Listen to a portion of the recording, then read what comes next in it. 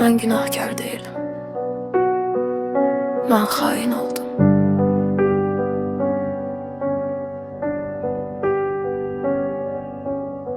Evden çıxanda qapını bağlamadım.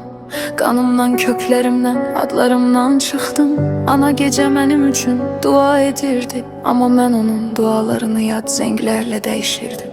Qardaşım inanırdı ki, mən hələ də eyni insanam, amma mən üzümü onun gözlərindən silirdim. Qardaşım qoruyurdu məni, mən isə özümü daşıdım əlimdən.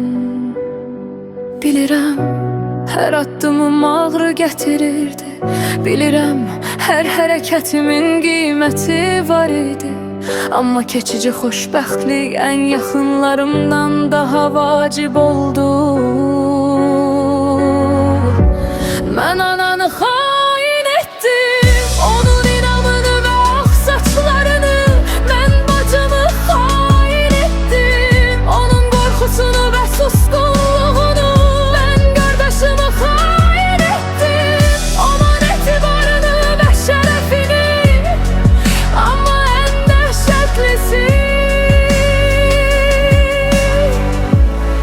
mən öz oğlumu xain etdim. Ona nə baxırdı artıq uşaqlar kimi deyil. Sanki bilirdi bilməməli olduğu hər şeyi. Mən ona dedim hələ anlamırsan, amma o sadəcə gözləyirdi ki dayanım. O mənim utancımı səssiz daşıdı. O böyüdü, mən isə gizləndim.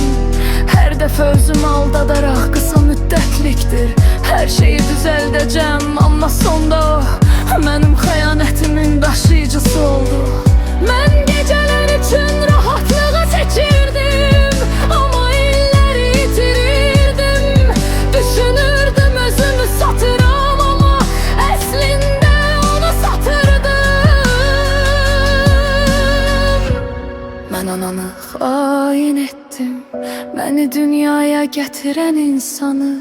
Mən bacımı xain etdim, ailəni qoruyan qardaşı. Mən qardaşımı xain etdim, mənim saf olduğuma inananı. Amma ən böyük günah, mən öz oğlumu xain etdim. O məni bağışlamalı deyil, mənim buna haqqım yoxdur.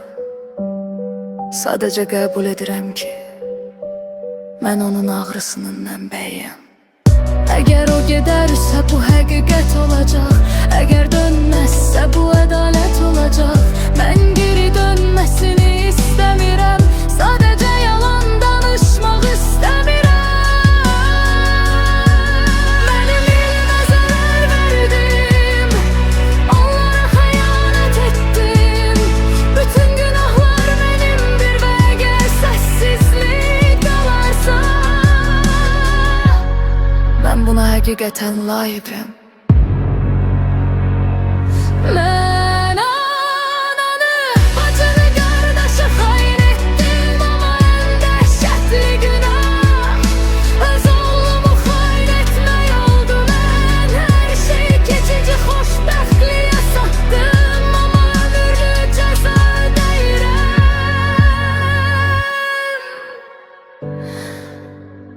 Mən dəhşətli xəyanət.